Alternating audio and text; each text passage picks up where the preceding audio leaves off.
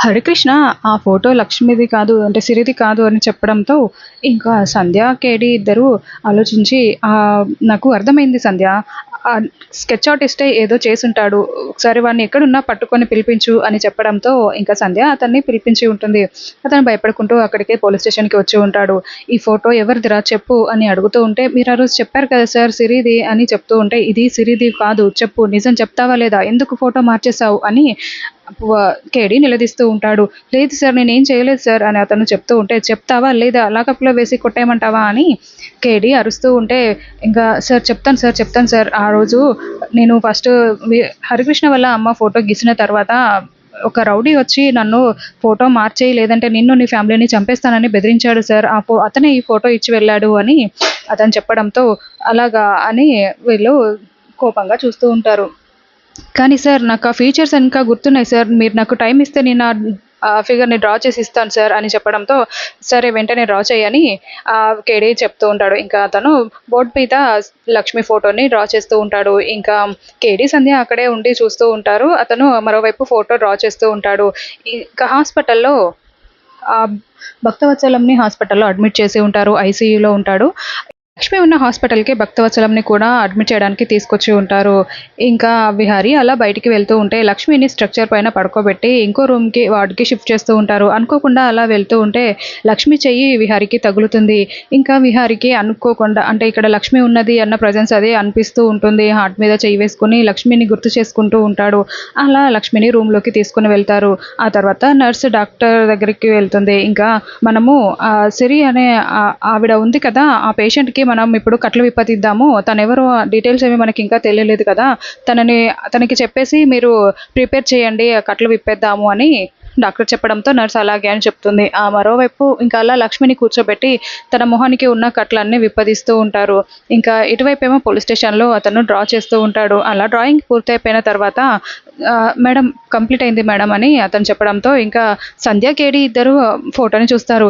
ఏంటి నువ్వు లక్ష్మి ఫోటో గీసావు అని సంధ్య చాలా షాకింగ్‌గా చూస్తూ ఉంటుంది. లేదు మేడం ఈ ఫోటోనే మేడం అతను చెప్పింది అని స్కెచ్ ఆర్టిస్ట్ చెప్తూ ఉంటాడు. ఇంకా సంధ్య అతని కాలర్ పట్టుకొని నిజం చెప్తావా లేదా? అసలేం చేస్తుంది ఇక్కడ? ఏం జరుగుతుంది ఇక్కడ? అని అడుగుతూ ఉంటే, లేదు మేడం నిజమే మేడం ఇదే ఫోటో మేడం ఆ రోజు ఆ బాబు కూడా కన్ఫర్మ్ చేసింది ఈ ఫోటోనే మేడం అని చెప్పడంతో, ఓహ్ మై గాడ్! అని సంధ్య చాలా టెన్షన్ పడుతూ ఆలోచిస్తూ ఉంటుంది. ఆ ఫోటోని తీసుకొని చేతిలో పట్టుకొని చాలా షాకింగ్‌గా చూస్తూ ఉంటుంది. ఇంకా కేడీ ఏమైంది సంధ్య అని అంటూ ఉంటే, ఇది లక్ష్మి ఫోటో సిరి అని అంటున్నారేంటి? అని అంటూ ఉంటుంది.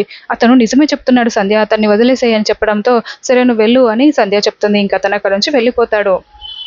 ఈవిడెవరో నీకు తెలుసా? అని కేడీ అడగడంతో, తిను లక్ష్మి అని విహారీ పెళ్లి చేసుకునే విషయము, తను ఎలాంటి పరిస్థితుల్లో బయటికి వెళ్ళిపోయింది అనేది మొత్తం సంధ్య వివరిస్తూ ఉంటుంది. విహారీ భార్య అని చెప్తుంది. తను అన్ని రోజుల నుండి కనిపించట్లేదు అని చెప్పడంతో, ఇంకా విషయం వెంటనే విహారీ గారికి ఫోన్ చేసి చెప్పాలి అని సంధ్య ఫోన్ చేస్తూ ఉంటే, ఒక్క నిమిషం సంధ్య అని కేడీ ఆపుతూ ఉంటాడు. ఏమైంది కేడీ గారు అని అనడంతో, మీరు ఆలోచించండి తను బిడ్డని పట్టుకొని డెలివరీ అయిన తర్వాత ఇంట్లో నుండి బయటికి వెళ్ళి డెలివరీ అయ్యి బిడ్డను పట్టుకొని ఊరు వదిలిపెట్టి వచ్చి పేరు మార్చుకొని మరీ ఇక్కడ ఉంది కదా! అంటే దాని వెనకాల ఏదో స్టోరీ ఉంటుంది. మనం అదేది తెలుసుకోకుండా ఇప్పుడే విహారీ గారికి చెప్పొద్దు అని చెప్పడంతో సరే అని ఇద్దరు ఆలోచిస్తూ ఉంటారు. ఇంకా సంధ్య ఫోన్ చేయదు. ఆ తర్వాత ఇంకా వీళ్ళు అంతా వెతుక్కుంటూ పోలీస్ స్టేషన్‌కి హాస్పిటల్స్ అన్నీ వెతుక్కుంటూ వెళ్తూ ఉంటారు. మరోవైపు హాస్పిటల్‌లో లక్ష్మికి కట్లు విప్పదీస్తూ ఉంటారు. ఒక నర్స్ మిర్రర్ తీసుకురా అని డాక్టర్ చెప్పడంతో నర్స్ వెళ్లి మిర్రర్ తీసుకొస్తుంది. అందులో లక్ష్మి తన ఫేస్‌ని చూసుకొని చాలా షాక్ అవుతూ ఇంకా ఫేస్‌నంతా తడుముకుంటూ చూస్తూ ఇలా మారిపోయిందేంటి? అసలేం జరిగింది? ఇదెవరు? అని అంటూ ఉంటే, మేడం మీకు ఫేస్ మొత్తం ఆ రోజు అయిన యాక్సిడెంట్ వల్ల ఫేస్ మొత్తం కాలిపోయింది మేడం. మీరు గుర్తుపట్టలేని స్థితిలో ఉన్నారు. అందుకే మేము సర్జరీస్ చేశాము. మీకు అన్ని సర్జరీస్ చేసిన తర్వాత మీ ఫేస్ ఇలా అయింది. ప్లాస్టిక్ సర్జరీ చేయాల్సి వచ్చింది అని డాక్టర్ చెప్తుంది. ఇంకా లక్ష్మి చాలా షాకింగ్‌గా చూస్తూ ఉంటుంది. మరోవైపు భక్తవత్సలంకి ట్రీట్మెంట్ చేస్తున్న డాక్టర్ నర్స్‌తో 24 గంటలు గడిస్తే గానీ మనం ఏమి చెప్పలేము అని అనుకుంటూ బయటికి వచ్చి విహారీ వాళ్ళకి 24 అవర్స్ తర్వాతే మేము ఏదైనా చెప్తాము. అబ్జర్వేషన్‌లో ఉంచాలి. ఆయనకి పక్షవాతం వచ్చింది అని డాక్టర్ చెప్తాడు. తలకి బలమైన గాయం తగిలింది అని చెప్తూ ఉంటాడు. ఇంకా అందరూ చాలా షాకింగ్‌గా చూస్తూ ఉంటారు. ఇంకా లక్ష్మి ఫేస్‌కి కట్టు విప్పదీసిన తర్వాత బయటికి వచ్చి చూస్తూ ఉంటుంది. అలా విహారీ వాళ్ళని అక్కడ చూసి చాలా షాకింగ్‌గా చూస్తూ ఉంటుంది.